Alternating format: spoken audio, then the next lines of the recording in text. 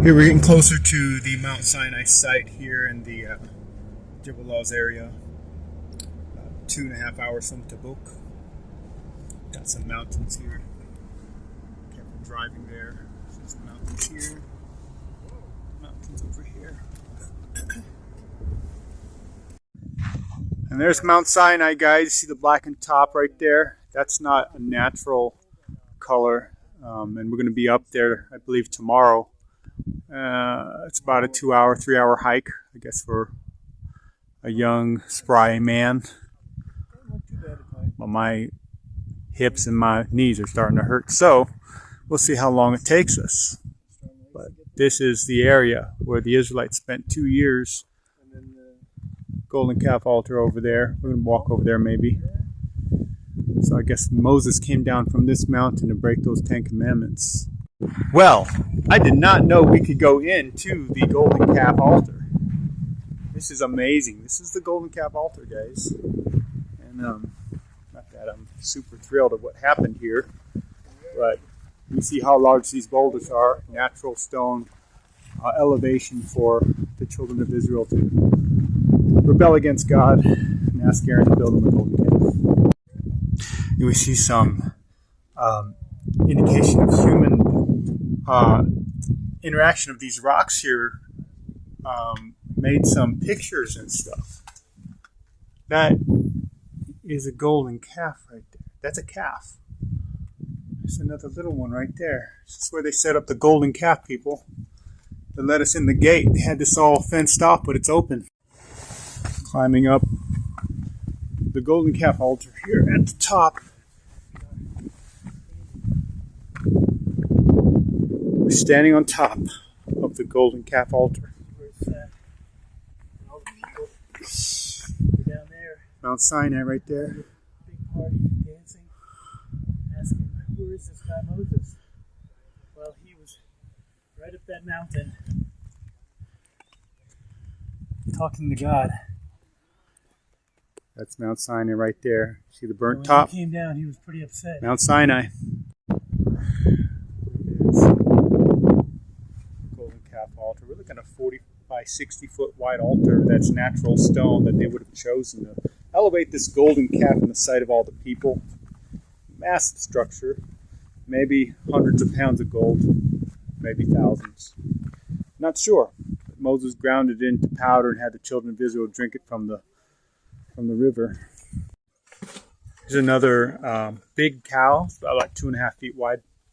And right below it, some carvings and a little tiny cow above that.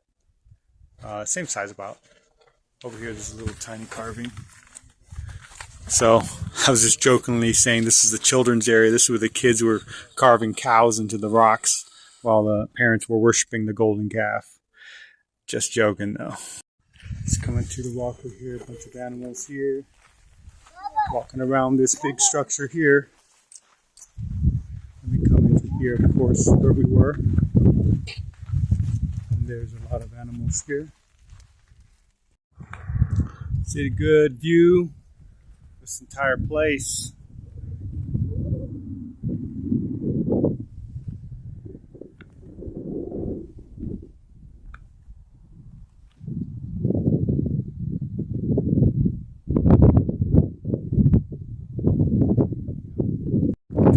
Just a very interesting rock. Just it's like it's been eroded and concave from the inside, but it's rounded. Just a very unique looking rock that I think that possibly the Israelites made mean something back when they were here.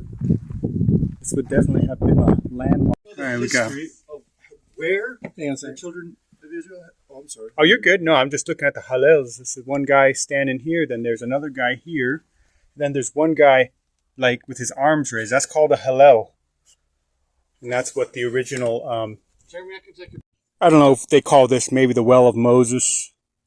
Looks like it's been abandoned, but it's got a big hole here. Could be a well. Who knows? Pillars here at the site where some believe were the original pillars of Moses set up. 12 pillars, white marble. And it's, yeah, Solomon's also a prospect, and most likely the prospect who did this. But this is a perfectly round, your white marble marble. Built a beautiful memorial here for the Mount Sinai. As he was king, he went throughout the land of all the history of the Israelites to commemorate the sites that were important to them. So these are parts of the pillars that Solomon set up. Here behind these Solomon pillar fragments are the walkway of the animals that Moses took to slaughter the animals for sacrifice. You see the midsection here. Walkway in, walkway out. You have this corral set up here as a wall. Built up to go to this area over here. And Moses sacrificed to the Lord right here. This is Moses' altar. This area right here. Stones are still erected. Coming up in here, the animals were taken.